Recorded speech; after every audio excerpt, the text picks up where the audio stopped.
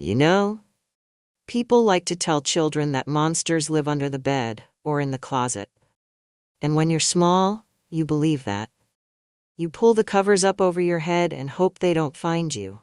But life has a way of teaching you the harder truth. Some monsters don't bother with hiding. They sit right at your table, hands folded in prayer. They pass the butter and the biscuits. They kiss you on the forehead and tell you they love you, all while wearing the face of family. I know this because I lived it. My name is Mary Harper. Most folks around here call me Grandma Mary now. I'm 78 years old, and I've spent every one of those years right here in the same patch, in a town so small, if you sneeze on Main Street, they'll be talking about it by sundown. Summers here are long and hot, the kind of heat that settles on your skin like a wet blanket. But heavier than the air are the secrets folks carry. Secrets thicker than the kudzu vines that climb our trees and choke the life out of them. I've spent more than half a century carrying a secret of my own. One I kept locked so far down inside me I wasn't sure it would ever see daylight. I was 12 years old when it happened. Just 12. And from that day on, the girl I was, well, she never came back the same. Now if you ask around town, they'll tell you I'm the kindly old lady who sells pies at the Saturday farmer's market. Peach, pecan, apple, depends on the season. They'll say I never miss 6 o'clock church, and that I always have a kind word for folks. But they don't know me. Not really. They don't know about the weight I've carried all these years. They don't know about the darkness that once lived in my own home, in the very place where a child should feel safest. And for 60-some years, I never dared tell this story. Not out of shame, though Lord knows I wrestled with plenty of that. But because around here, there are some truths folks don't want to hear. They'd sooner turn their heads, close their ears, and pretend everything's fine, as long as the family name stays clean. But I've come to believe this: silence can be a kind of poison. And if you keep swallowing it long enough, it'll eat you from the inside out. So today, here, with you, I'm breaking that silence. And I'll tell you this up front. What I'm about to share is not an easy story. It's not the kind of tale you wrap up with a pretty bow. But if it helps even one person out there, know they're not alone. If it gives one voice the courage to speak, then it's worth telling. So thank you for being here, for listening. And if this story touches you in some way, I'd be grateful if you'd subscribe, leave a comment, or share this with someone who needs to hear it. Because stories like this, real, raw, and rooted in truth, deserve to be heard. And maybe, just maybe, it'll help someone else find their voice. Now, let's begin. I grew up in a modest, weathered house just outside Cloverdale, Alabama. That sun could feel like a heavy hand pressing down, and the folks there, well, they knew how to keep a secret. Our house wore its years with quiet pride. Chipped yellow paint, a porch that leaned a bit to the right, and Mama's pots of marigolds glowing like tiny flames. We didn't have much, but we made do with the little we had. Daddy, William Harper, worked from before sunrise to well past dusk in the peanut fields. He'd come home bone-tired, stars overhead, dust in his hair. Mama, Lila Mae Harper, baked pies and cornbread to sell around town. Her apron was always dusted with flour, her voice always carrying a hymn. I was the oldest of 3. Tommy was 10, full of questions and scraped knees. My little sister Sarah was just 6. She is a little kid with gay-house smiles, always energetic and playful. But joy, I learned early, is delicate as spun glass. And in 1927 it shattered into pieces. That morning came with a gray drizzle that tapped the roof like anxious fingers. I remember the sound that woke me. It wasn't thunder. It was just Mama struggling with her cough, finding its way from her room to mine. I gently walked to her room, quietly like a spy on a mission. She was there, lying down in fever and pains. "Mama, will you be okay?" I asked. She looked at me with weary eyes and tried to smile, but it was as fake could be, flickering like a candle in a windstorm. "Just a cold, my sweet," she said. "It'll pass." But it didn't. By midday, her breath came in sharp, rattling gasps and sharp pains. Daddy had stayed home, the fields too wet to work, and finally said we needed to get her to the hospital in Florence. His hands trembled as he wrapped her in a quilt. "Mary," he told me, "you look after Tommy and Sarah. I'll be back in no time, my love." Mama caught my eye from beneath the quilt and whispered, "Take care of them, Mary. I love you to the moon and back." I nodded, not realizing those words would root themselves into my heart like chains. Living with us then was Grandpa Amos. He'd moved in after Grandma died the year before, at the request of Daddy, who didn't want him alone. He was still a big man, broad-shouldered despite his age, with a gray mustache and sharp, quiet eyes that always seemed to be watching and lurking. He'd worked as a mill supervisor, and people in town spoke his name with a mix of respect and distance. "I'll mind the kids. I'll care for them, William," he said, patting Daddy on the shoulder. I noticed the way his gaze lingered on me, but I told myself it was nothing. Grief just have a way of making everything feel off. That day crawled. The heavy rain came and went, and so did the hours, slowly. I tried to keep Tommy and Sarah distracted with games we used to play and stories I could remember. But worry took its toll on me. Where was Daddy? Was Mama okay? Grandpa Amos spent most of the day out on the porch, pipe smoke curling into the thick air like a warning I couldn't name. Night fell, and I put Sarah to bed after she asked for a story. I gave her one of Mama's favorites, trying to keep my voice from shaking. Just after 9, Tommy and I heard tires crunching the gravel. I ran to the window hoping, but Daddy was alone. His shoulders sagged beneath the weight of the rain. When he walked in, soaked and silent, I knew. He looked at us, defenseless and weak. "Your mama's gone, Mary," he said, eyes rimmed red. "It was pneumonia. Took her too fast." His voice cracked on the last word. We folded into his arms, our grief mixing with the cold rain soaking our clothes. Behind us, Grandpa Amos stood in the doorway watching. His face was unreadable, hard, like something carved from stone. That night, Daddy sat in his room, his sobs vibrated behind the door.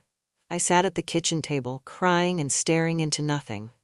Grandpa Amos came in and poured a glass of whiskey. "Life's hard, we will all miss your mama," he said, pushing the glass toward me. "Take a sip, it'll ease the pain, darling." I hesitated. Mama never would have allowed it, but I was raw inside. I took a sip. It burned, numbed. I don't remember how much I drank, just that the room started to tilt. "Come on now," he said, "time for bed?" But he didn't take me to mine. He led me to his. That room in the back of the house, the one where the dark seemed deeper. What happened there? I locked away for years. I still dream about it. His calloused hands, the sting, the weight. His breath laced with whiskey, and the words he whispered, "You're the woman of the house now." I must have passed out at some point, because I woke up in my own bed. Sarah was curled beside me, breathing soft. But I knew it hadn't been a dream. My body hurts. The blood on the sheets told its own truth. My childhood ended that night.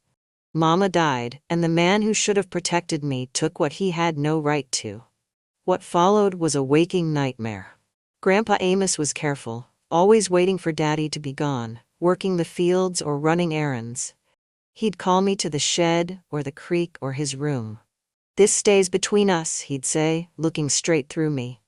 "Your daddy's barely holding on. You don't want to break him, do you?" I believed him. I was just a girl, scared, ashamed, and desperate not to lose what little family I had left. I learned to vanish inside myself. While my hands cooked and cleaned, my mind wandered into Mama's old stories. I became a ghost in that house. I raised my siblings, smiled when I had to, and held a secret that gnawed at my soul. By the time spring arrived in 1928, I was barely recognizable from who I'd once been. The abuse had left marks, deeper than bruises, etched into my memory and the way I moved through the world. Loud sounds made me jump. Nightmares left me breathless. I trusted no one, not even my darling Daddy, who had become a stranger thrown into his own pit of sorrow. My life felt like a dead log laying somewhere beneath a tree, waiting to be eaten by the never-relenting insects. On April 15th, it finally did. A Saturday, bleak and cold, with Daddy off in town selling vegetables. Tommy and Sarah had gone to a birthday party next door. That left me alone with Grandpa Amos. My knees ground into the unforgiving tile, fingers locked white-knuckled around the scrub brush, my only anchor in a dissolving world. His shadow fell over me first, then the voice, thick and heavy as tar. "Mary, get outside, now." That familiar vice clamped my chest, terror flooding my veins, but this time it ignited. Not dread, but wildfire rage. "I'm occupied," I shot back, the tremor in my voice belying the steel beneath. My gaze stayed welded to the grout lines. A stunned silence hung heavy. Then his fist closed like iron on my arm, hauling me upright. "Don't you dare defy me," he snarled, dragging me towards the attic's crooked maw. I erupted. Nails raked his flesh, crimson blooming. "Get off me!" The scream shattered the stillness, echoing off every surface. At the precipice of those narrow stairs, I wrenched myself free. Instinct took over. I shoved him with all the strength I had. He lost his footing, falling backward down the steps, his body hitting the floor below with a terrible, final thud. He didn't move. I stood there, shaking, breath caught in my throat. Had I? The front door creaked open. Daddy stepped in, his face going pale at the sight. "Mary," he said, rushing over to Amos. He bent down, checked for a pulse, then looked up at me, his eyes full of horror and something else, recognition. "What happened?" he asked, barely above a whisper. He tried again," I choked out.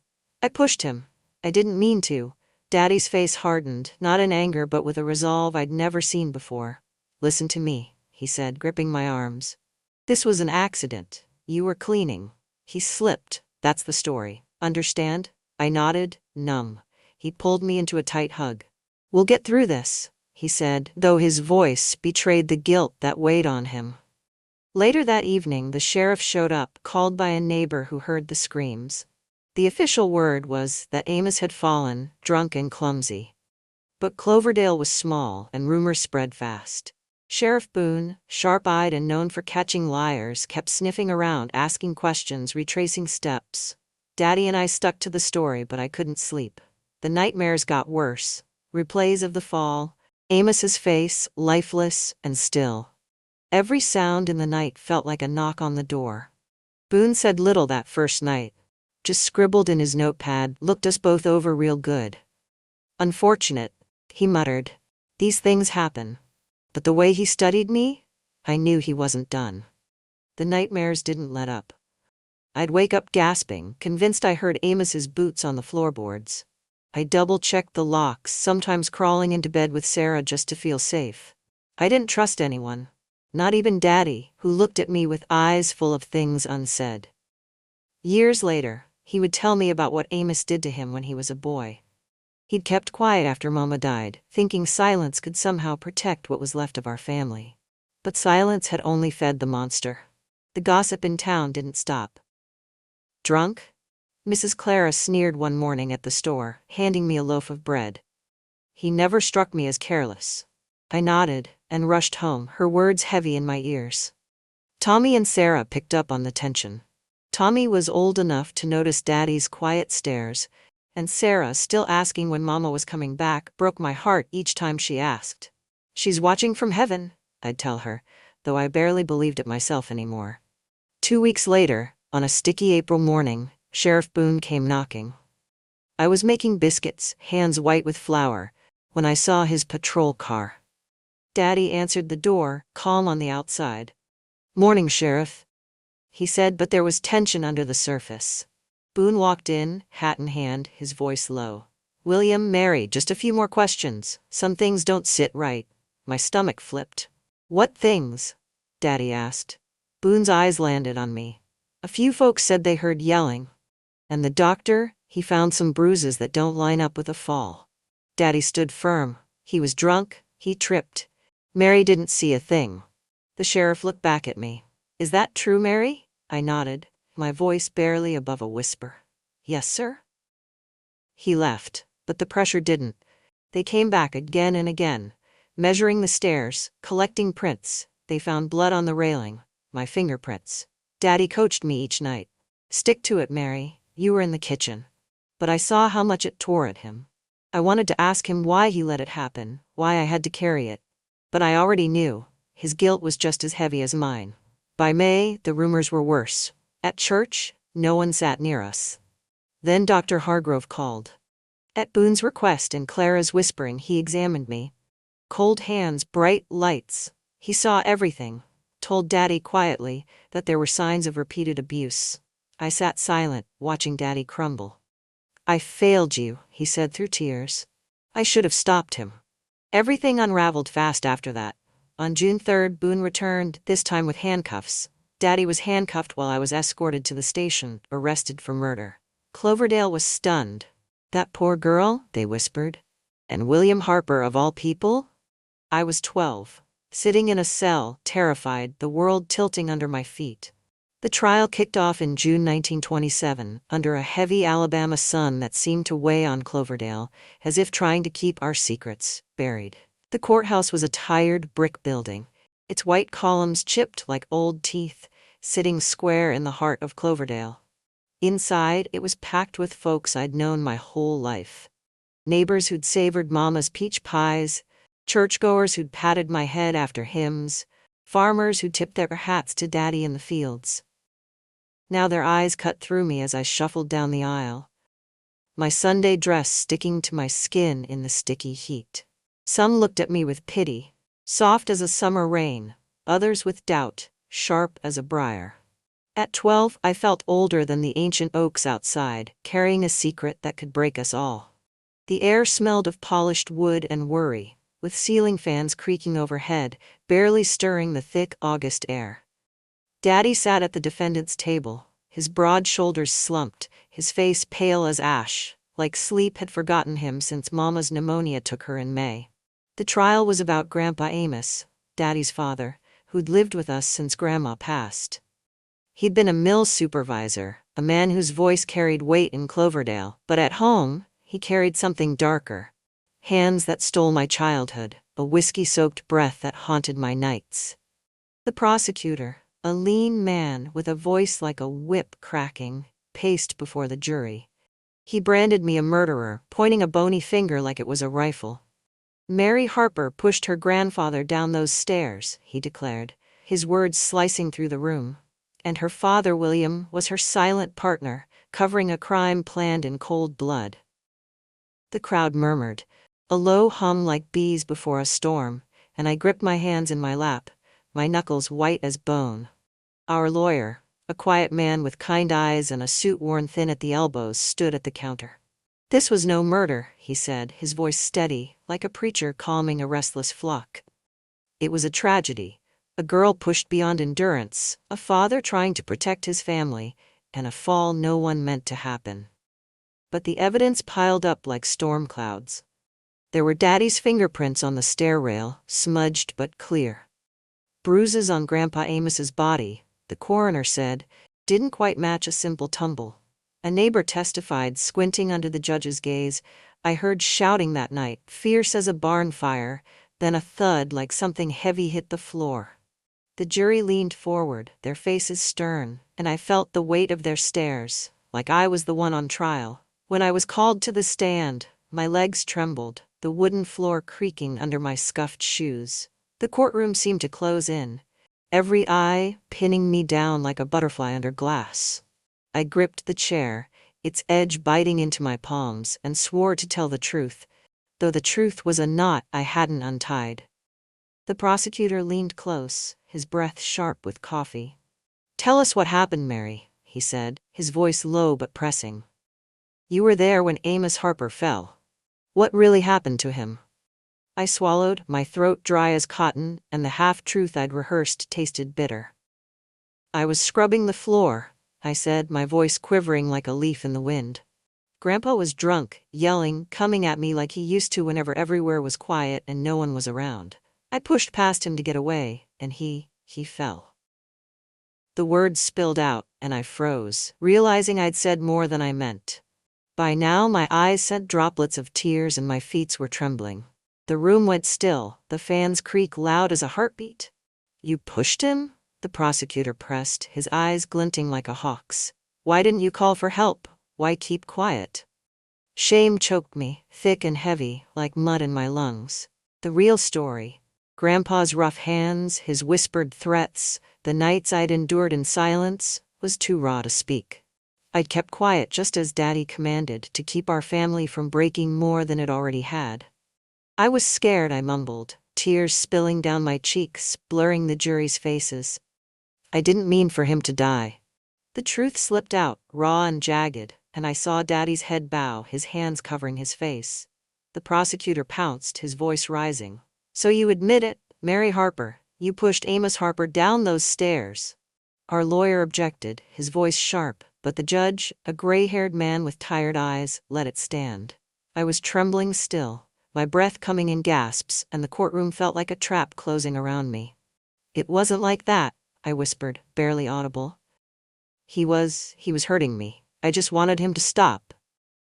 The words broke free again, this time with pains and a huge sense of sincerity, a dam bursting, and the crowd gasped, a churchgoer in the back stifling a sob. I stared at my shoes, heat flooding my face, the shame of saying it aloud mixing with a strange relief. The doctor took the stand next, a calm man with wire-rimmed glasses and a voice heavy as river stones. He'd examined me days after the fall, when Daddy, haunted by my silence, insisted someone look at the bruises on my arms, the fear in my eyes. The girl shows signs of repeated abuse, he said, adjusting his glasses, his words measured but piercing. Physical marks, bruises, old and new, and evidence of violations no child should endure. Her psychological state is fragile, consistent with prolonged trauma. The courtroom erupted in murmurs like wind through dry leaves, and I kept my eyes down, feeling exposed, like my skin had been peeled back for all to see. A woman in the crowd whispered, "Lord have mercy," and the judge rapped his gavel, calling for order. A cousin, one of Mama's kin who worked at the feed store, spoke next, her hands twisting her apron as she stood. "I always felt something wrong with Amos," she said, her voice shaking but firm. He'd watch Mary too close, linger when no one else was around. Once I saw him grab her arm, too tight, when he thought I wasn't looking. I should have said something, but I told myself I was imagining things. Her regret hung in the air, thick as the August heat, and I saw a juror, an older woman with a tight bun, dab her eyes with a handkerchief. The crowd's whispers softened, their doubt shifting to something heavier. Grief, maybe, or guilt for not seeing sooner. Daddy testified last, against our lawyer's advice. He stood, looking smaller than I'd ever seen him, his work-worn hands clutching the stand, his eyes red and raw. "I didn't push my father," he said, his voice cracking like dry wood. "Mary did, but it wasn't murder. She was protecting herself." He took a shuddering breath, and the room went so quiet I could hear the clock ticking on the wall. "When I was 10, my daddy hurt me too, one night when he was drunk. I buried it, ashamed, thought it was a one-time sin. After Lila died, I told myself he'd change, that I could keep our family together. I was wrong." Tears streamed down his face, and he looked at me, his eyes full of love and guilt. "Mary paid for my silence. I failed her, and I'll carry that to my grave." The courtroom was silent, the air thick with shock. Even the prosecutor paused, his next question softer, almost hesitant. Daddy's confession was a mirror to mine, showing the scars we both carried, the boy he'd been, and the girl I was, bound by the same pain. I saw the jury's faces shift, their stern lines softening, like they were seeing us for the first time, not as criminals, but as a family broken by a man who'd left wounds deeper than any bruise. The prosecutor tried to rally, arguing the push was intentional, that Mary's silence proved guilt. "A 12-year-old doesn't just push a grown man to his death by accident," he said, but his voice lacked its earlier fire. Our lawyer countered, his tone steady but fierce. "Mary Harper acted in self-defense," he said. "A child terrorized by repeated abuse lashed out to protect herself. The doctor's findings, her father's testimony, and her own words confirm it. To punish her would be to punish a victim twice over." He turned to the jury, his eyes pleading, "You've heard the truth. Let this family heal." The judge called a recess, and the courtroom buzzed as we waited, the air heavy with anticipation. I sat with Daddy, our hands clasped, his calloused fingers trembling in mine. The jury returned after what felt like hours, their faces unreadable. The foreman stood. We find the defendant, Mary Harper's actions to be self-defense. No charges warranted. The gavel fell, a sharp crack that echoed like a door slamming shut on the past. The crowd exhaled, some crying, others whispering prayers. Daddy pulled me into his arms, his tears wetting my hair, and I clung to him, the weight of my secret lifting, if only a little. The doctor's words, Daddy's confession, and my own trembling truth had set us free. Not from the pain, but from the silence that had held us captive. We walked out of that courthouse into the blinding sun, the town watching, some with nods, others with bowed heads. Cloverdale would never be the same, and neither would I, but for the first time, I felt like I could breathe. Years later, I'd learned the jury deliberated only an hour, swayed by the doctor's report and the rawness of our testimonies. A few jurors, I heard, had their own secrets, their own shadows they'd never spoken of. Maybe that's why they believed me. Maybe that's why they let us go. I'm 80 now, and I still carry that day, the way the truth spilled out like water from a broken jar. It didn't fix everything, Daddy's guilt, my nightmares, but it gave us a start. And sometimes that's all you get, a start, a chance to mend, one shaky step at a time. By July, the judge dismissed the charges. The investigation confirmed everything. Amos's past came to light. Neighbors, old friends, they'd heard stories too. The ruling, an act of self-defense. But it didn't feel like victory. The sympathy in people's eyes stung worse than their suspicion. I was still trapped, haunted, barely able to function. If you've made it this far, thank you, truly. Stories like Mary's aren't always easy to hear, but they matter. They remind us of what people carry behind quiet smiles and how healing begins when silence ends. If this is speaking to you, take a second to like, subscribe, or leave a comment below. Let's keep making space for voices like Mary's. And maybe for your own, too. We couldn't stay. In September, we moved in with Aunt Esther in Decatur. Her house was big, brick, and filled with silence that didn't hurt as much. She looked at me like she knew everything. And one night, while we shelled peas on her porch, she said, "You're safe now." I wanted to believe her. But safety felt like another lie. Tommy and Sarah adjusted. They were free enough to heal fast. Free from trauma, from fears and hurt of the past. They seemed to be doing well in the process of healing, except me. I kept to myself at school, didn't speak much, trusted even less. One evening, Esther looked over at me. "I knew something was wrong the day I came after your mama passed," she said gently. "You don't have to hold it all alone." I wanted to open up, but the words were stuck behind everything I'd been through. "I don't think anyone would believe me," I whispered. "I do," she said, gripping my hand, "and I'll help you find your voice again." And with that, a sliver of hope slipped through. The first breath of healing in a long, long time. The creaking of the porch swing beneath me draws me back from my thoughts, grounding me in this warm Alabama evening in 1995. I took my tea, watching the golden sunlight spill over the pine trees as it dips below the horizon. My hands, weathered with time and memory, shake a little as I think back to my childhood in Decatur. I was just a girl then, only 12, carrying pain far heavier than the suitcase I held.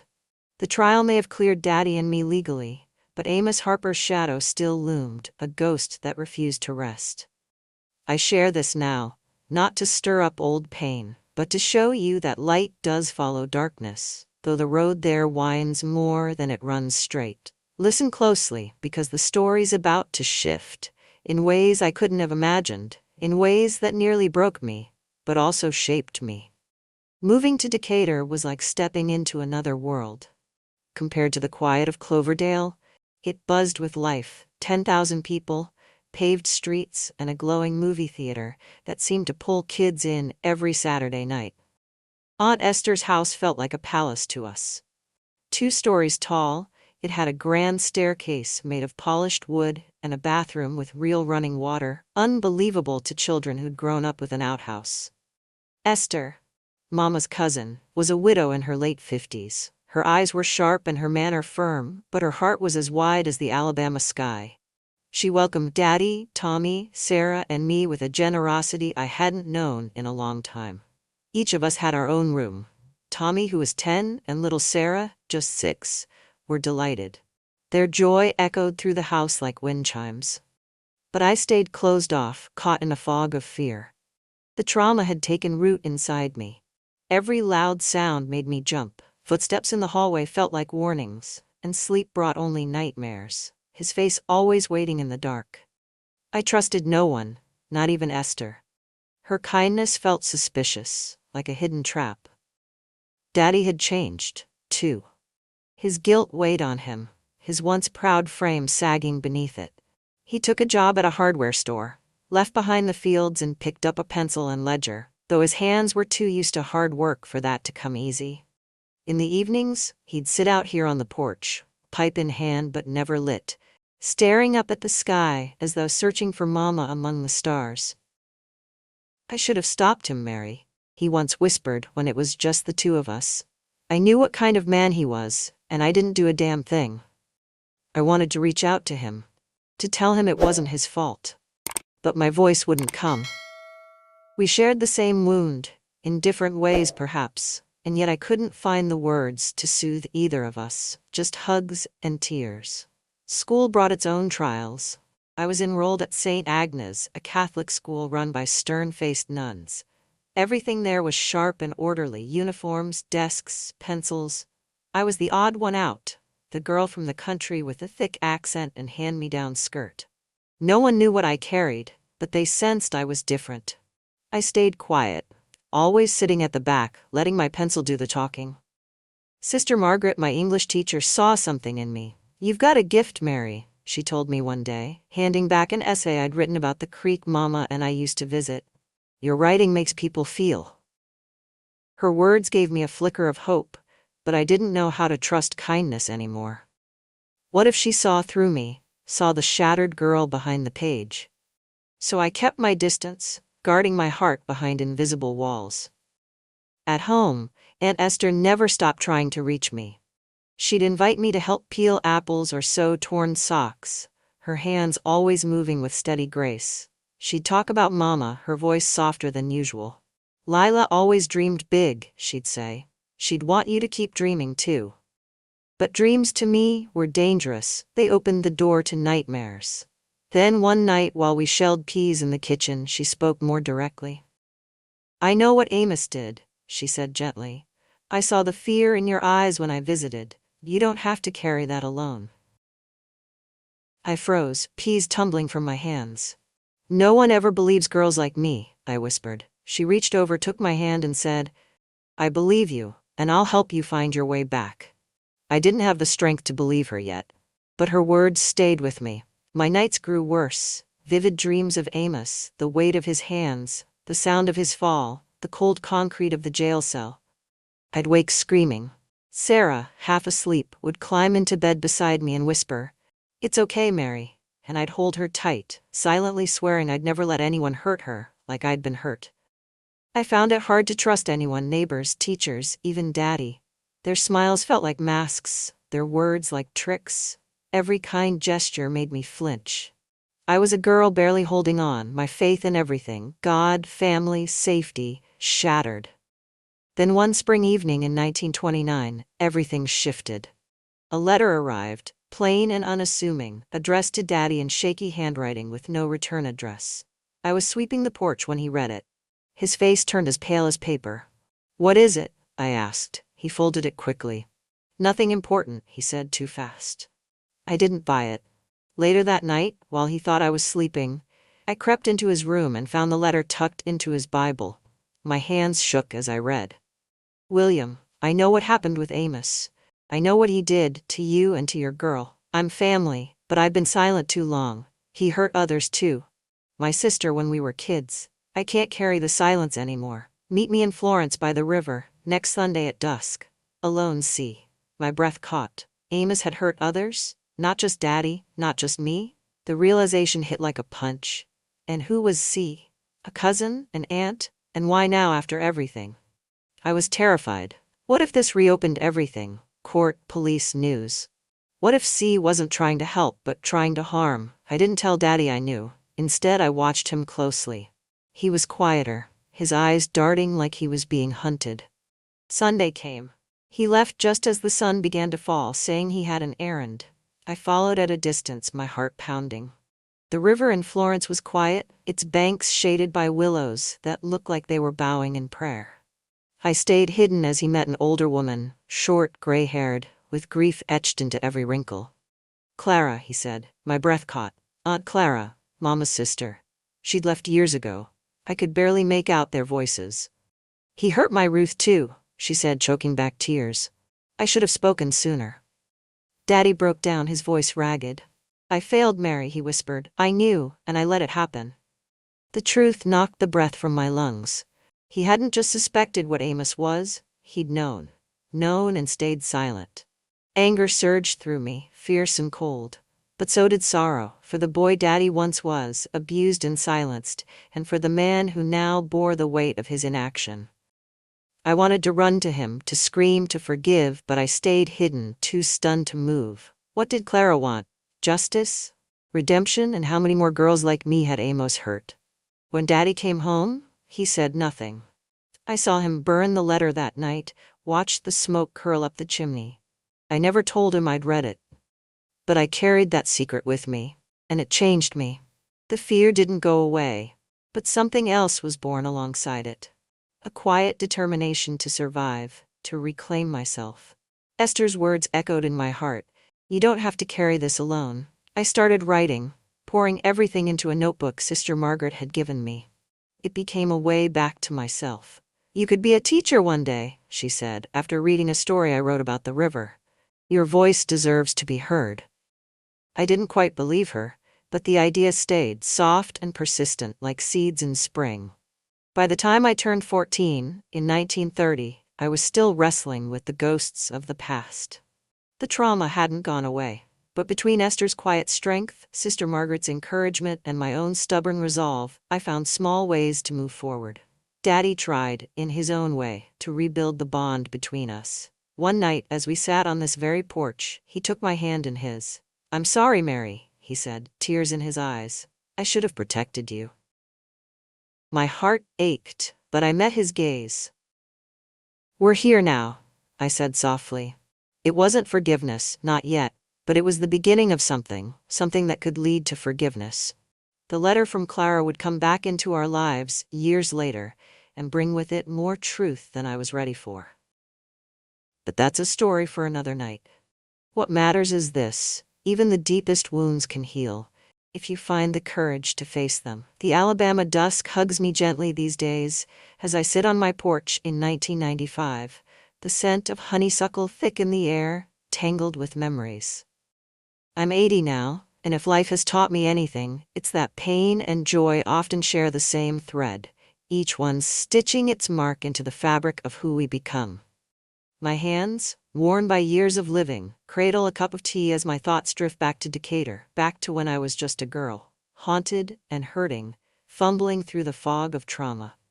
That letter from Aunt Clara, the one that told the truth about Grandpa Amos and what he did to others, it shook me to my core. But oddly, it also gave me something fierce, a strange kind of hope. I wasn't the only one. And as terrifying as that was, it meant I wasn't completely alone. That's why I'm telling this story.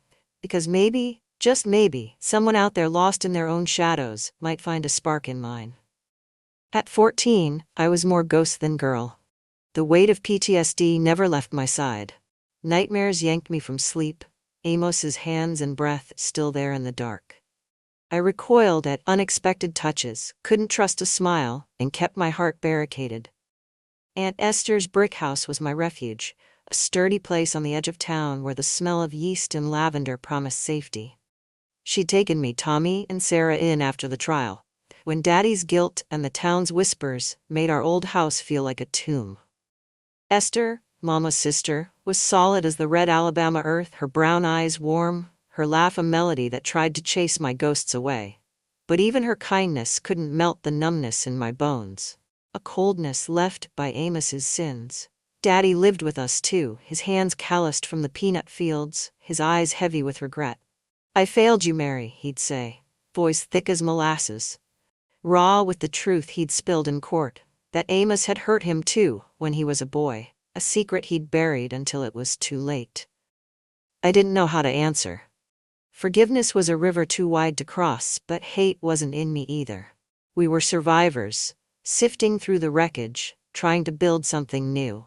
St. Agnes School, a one-room clapboard building, was my sanctuary, where the scratch of pencils and the creak of desks let me breathe. Sister Margaret, my English teacher, saw past the shell I wore, her gray eyes sharp but gentle, like she knew the girl I'd been before Amos. "Your words carry truth, Mary," she'd say, holding up my stories about the creek, about Mama's laugh, about anything that could drown the memories. I filled notebooks in secret, hiding them under my mattress, my pencil a lifeline to a world where I wasn't broken. Aunt Esther nudged me toward healing too, teaching me to sew quilt patches, to knead dough, to believe I was more than what had been done to me. "You've got more strength than you know," she'd whisper, her hand steadying mine. But I didn't feel strong. I felt cracked, skittish, like a deer ready to bolt at the snap of a twig. My PTSD, though we didn't call it that then, was a shadow that sparked conflicts like lightning in a dry field. The first struck at school in the spring, when the air was sweet with honeysuckle and the days stretched long. We were rehearsing for the church pageant, and I was cast as Mary, irony sharp as a blade. Tommy Lee, a lanky boy with a crooked grin, played Joseph. During a scene, he reached for my hand, his fingers brushing mine, soft as a breeze. But to my body, it was Amos's grip, rough and heavy. Panic surged, a red-hot wave, and Amos's face flashed, his leer, his breath. I yanked my hand back, my breath hitching, and stumbled into a desk, toppling it with a crash that echoed like thunder. "Don't touch me," I cried, voice raw, slicing through the room. The other kids froze, their eyes wide, whispers buzzing like flies. Tommy Lee blushed, hands raised like he'd spooked a horse. Sister Margaret rushed over, her voice a soft anchor. "It's all right, Mary," she said, leading me to the hall, her hand hovering but not touching. I sank onto the steps, trembling, tears burning like fire. "I didn't mean to," I whispered, but the shame was louder, telling me Amos still owned me. Another conflict flared at church, where the clapboard walls and worn pews once held Mama's hymns. The trial had changed Cloverdale's gaze, turning pity into judgment. One Sunday, after the final amen, an older woman with a pinched face and a Bible clutched like a shield cornered me by the door. "Time to move on, girl," she said, voice sharp as a briar. "Amos is gone, ain't no use dwelling." Her words were a spark to kindling. Amos's laugh echoed in my head, his hands creeping through my nightmares. My chest tightened, breath shallow as if the air had turned to glass. "You don't know," I hissed, my voice shaking with a rage I hadn't felt before. "You don't know what he took." She stepped back, eyes wide, but I was already pushing past, out into the sunlight, my heart pounding like a drum. I sat on a bench, the wood rough under my hands, trying to swallow the panic. Aunt Esther found me, her shadow falling soft. "Some folks speak without thinking," she said, sitting beside me. "You don't owe them your pain." But the encounter left a mark, a reminder that Cloverdale's eyes could wound as much as Amos's hands. The third conflict cut deepest, because it was with Aunt Esther, my safe harbor. We were in her kitchen one evening, lamplight flickering, the air warm with the scent of baking bread. She was teaching me to sew, guiding my hands through a quilt patch, her touch gentle as a lullaby. But when her fingers brushed my shoulder, adjusting my stitch, my body betrayed me. Amos's hands flashed, rough, unyielding, and panic clawed up my throat. I flinched, dropping the needle, the clatter loud as a gunshot. "Mary, it's just me," Esther said, her voice soft, her eyes hurt. But the fear was a tide, pulling me under. "I can't do this," I choked, shoving back from the table, the chair scraping sharp against the floor. I ran to my room, slamming the door, and curled into a ball, tears soaking my pillow. Esther's humming drifted upstairs, a hymn she always sang, but it couldn't reach me. The guilt was worse than the panic. I'd pushed away the one person who'd never faltered, and the weight of it crushed me. My writing was still my only escape. And years later, because of my writing, I became a teacher. Becoming a teacher wasn't something I planned. It wasn't written in the stars or whispered in my childhood dreams.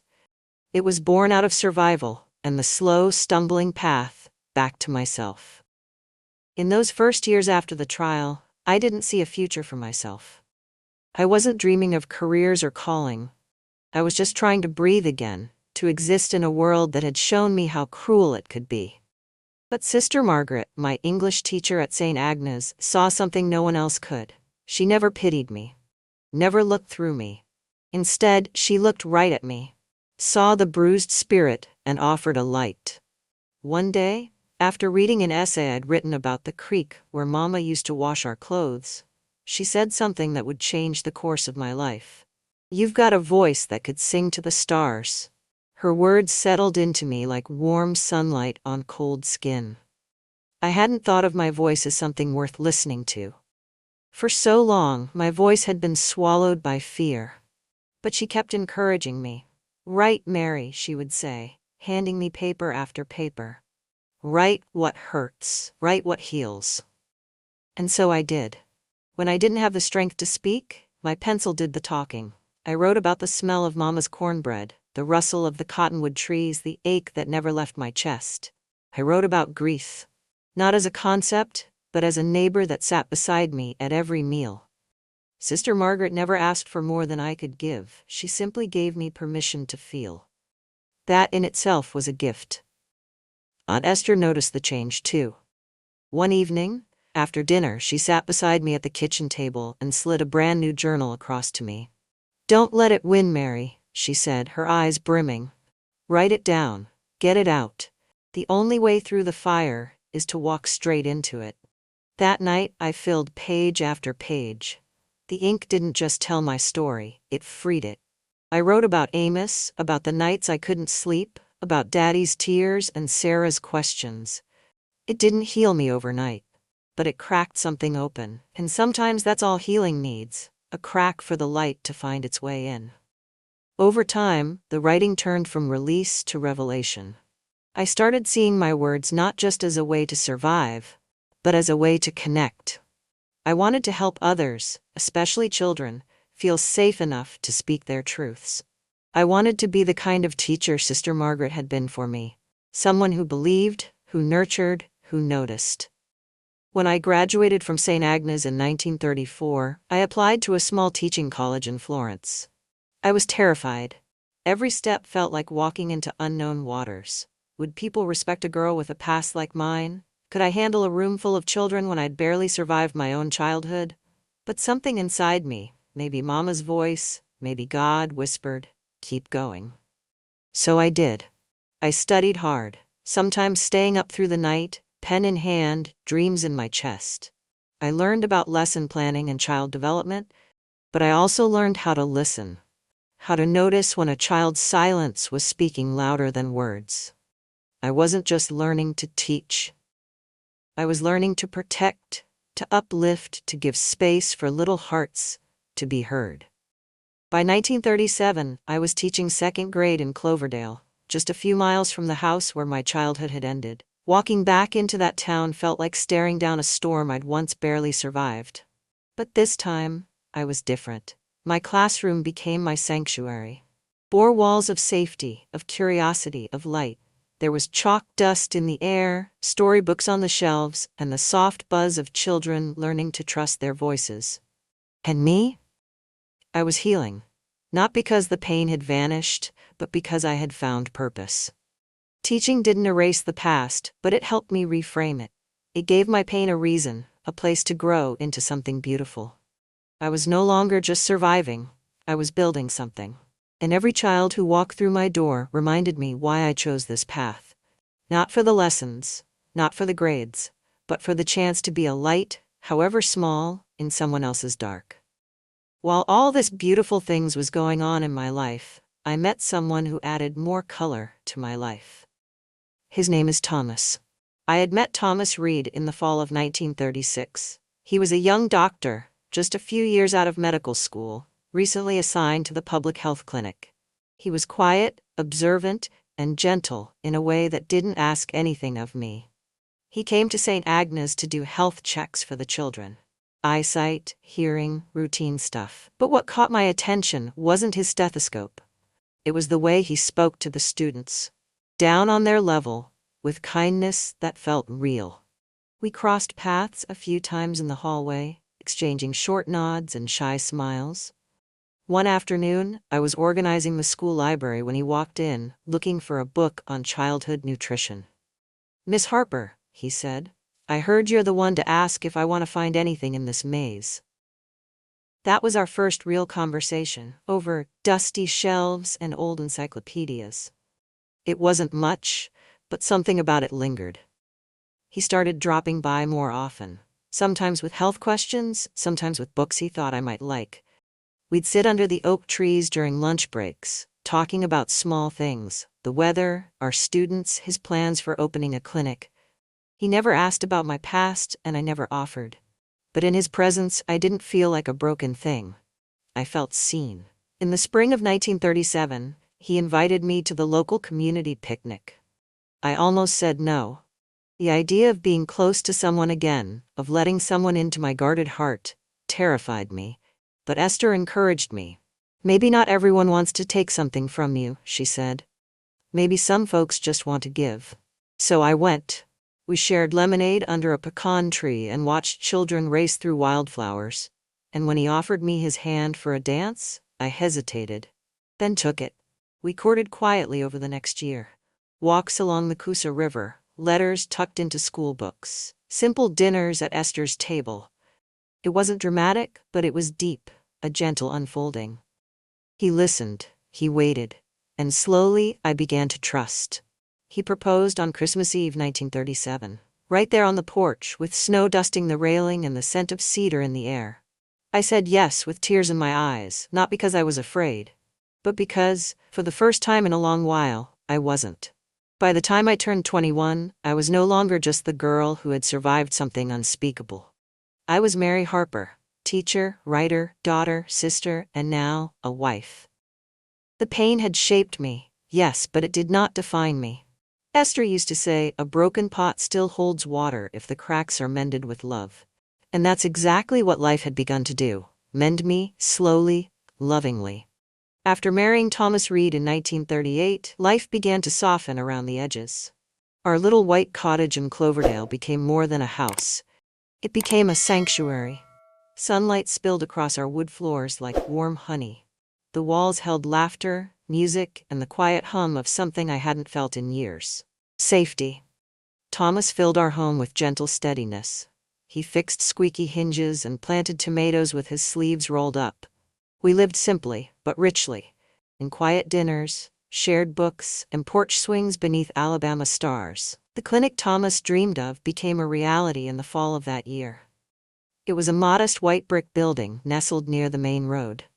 Farmers donated wood, shopkeepers brought nails, and former students of mine offered their afternoons hammering and painting. It wasn't just a place to treat fevers and broken bones. It became a place where people came to be seen, heard, and reminded that their lives had value. Healing wasn't limited to prescriptions. Sometimes, it was in the listening, the comfort, the steadiness of someone showing up.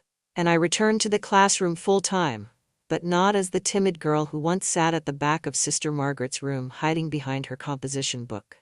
I stood before my students with steady hands and open arms. I didn't just teach reading and writing. I taught hope. I taught resilience. I told stories about characters who fell and got back up again. My classroom became a haven. Not just for learning, but for belonging. I looked every child in the eye and made sure they knew, you matter. By 1940, I'd earned the trust of my peers and the hearts of my students. When I was invited to become the headmistress of a small but growing school in Florence, I hesitated. Not because I didn't feel ready, but because I knew the weight it carried. It wasn't just a job, it was a mission. I wanted to build a school where no child felt invisible, where compassion was as important as discipline, where stories were sacred, and where silence, the kind that had once nearly swallowed me, was broken by the sound of young voices speaking boldly. With a small team of brave, like-minded educators, we rewrote the rules. We introduced journals into every classroom. Students wrote about their dreams, their fears, their questions. We created quiet spaces for reflection and reading nooks filled with stories that stretched beyond our small town. We encouraged poetry, not just as art, but as testimony. We read Maya Angelou, Paul Laurence Dunbar, and eventually, pieces from our own students that left us speechless. I often told my students, "Your words are seeds, plant them well," and they did. One little girl wrote about losing her brother and finding peace in music. A boy once shy as a mouse wrote about wanting to become a preacher. They began to see that their stories mattered, that their voices had power. And perhaps more than anything, it was in those years, standing at the chalkboard, reading essays under a lamplight, cheering from the back row of school plays, that I found myself again. Not the broken girl I'd been, but the woman I'd become. Someone who had walked through fire and emerged, not untouched but forged. Someone who could light the way for others, still walking their own shadowed paths. Teaching saved me, loving Thomas healed me. But building something that lasted, a place where others could find safety and voice, that gave me purpose. And that purpose would shape everything that came next. James was born in the spring of 1940, chubby and loud, with a head full of dark curls and eyes that searched for kindness. From the moment I held him, swaddled in a blanket Esther crocheted with her tired hands, I felt something shift in me. His cry was strong, his grip even stronger, like he was already fighting to be here, to be heard. As he grew, James became the sort of child who brought stray kittens home and asked deep questions at bedtime. He adored his father, shadowed him through the clinic halls, and learned to listen before he spoke. Thomas would smile and say, "This one's got a healer's heart," and he was right. 2 years later, Lily came into our world, quieter, more solemn, as if she'd been here before. Her eyes were always watching, taking in every corner of every room, every shift in mood. She didn't cry much, but when she did, it was with a kind of quiet sorrow that stirred something deep in me. Even as a toddler, Lily had a way of making people feel seen. She clung to stories, not just the ones we read, but the ones I told her while folding laundry, kneading dough, or brushing her hair before bed. Thomas and I made a vow before either child was born. Our home would never be one of silence. Not the kind that hides bruises or secrets or shame. We made room for truth, for gentleness, for safety. We read stories every night. Not just for fun, but because stories had saved me once, and I hoped they'd guard my children the same way. Sometimes we read from books. Other times I made up tales about brave girls and kind doctors, and marigolds that bloomed even in winter. Our kitchen became our sanctuary. We danced barefoot to gospel hymns while supper simmered on the stove. We laughed over spilled milk and cried over old memories. I told them about Grandma Lila, her soft singing and sweet pies, and how she could calm a storm with just a look. I told them about Aunt Esther, how she gave me back my voice when I thought it was lost forever. And I told them, gently, always gently, that strength isn't just in fists or fury. It's in forgiveness. In telling the truth even when your voice trembles. In choosing to build a life out of love when all you've known is fear. James grew into a man with steady hands and a soft voice. He took after his father. He was the kind of doctor who sat with his patients long after the diagnosis, who asked about their families and meant it. Lily became a social worker, fierce in her gentleness, a lioness for children who had no one else. She once told me, "Mama, I want to be the person you needed at my age." I cried that night. Not because I was sad, but because I saw the full circle. Because my pain had not been for nothing. My children were my redemption. And every time they called me Mama, I was reminded, healing is possible. Love is possible. Even for people like me. When my first grandchild was born in 1968, I held her like she was spun from light. I whispered the same prayer I'd said every night for years. Let her never know the kind of darkness I did. Her name was Margaret, after the teacher who once told me my words could reach the stars. Holding her felt like holding hope itself. Her tiny fingers curled around mine, and I remember thinking, this is what healing looks like. From the very start, I wanted my grandchildren to know more than love. I wanted them to know safety, freedom, and joy that didn't come with a price. I baked pies with Margaret just like Mama taught me. Flour dusting her nose, her giggles mixing with the smell of peaches and cinnamon. We planted marigolds in the yard every spring. She called them sunflowers, and I never corrected her. Their gold petals reminded me of Mama's apron and the way she sang while she cooked. Margaret had questions, the kind only children can ask. One day, while we sat on the porch sipping sweet tea, she looked at me and asked, "Grandma, why do you smile even when your eyes are sad?" I took a long breath and answered the only way I knew how. Because joy is something we choose, every single day, even when it's hard. The years rolled on like a song. A melody of birthdays, scraped knees, music recitals, and bedtime stories whispered beneath patchwork quilts.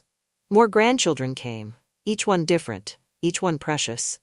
There was Isaiah, full of mischief and fire, Clara, quiet and bookish like me, and little Ruthie, who danced barefoot in the kitchen and asked to hear the story of how you became strong, at least once a week.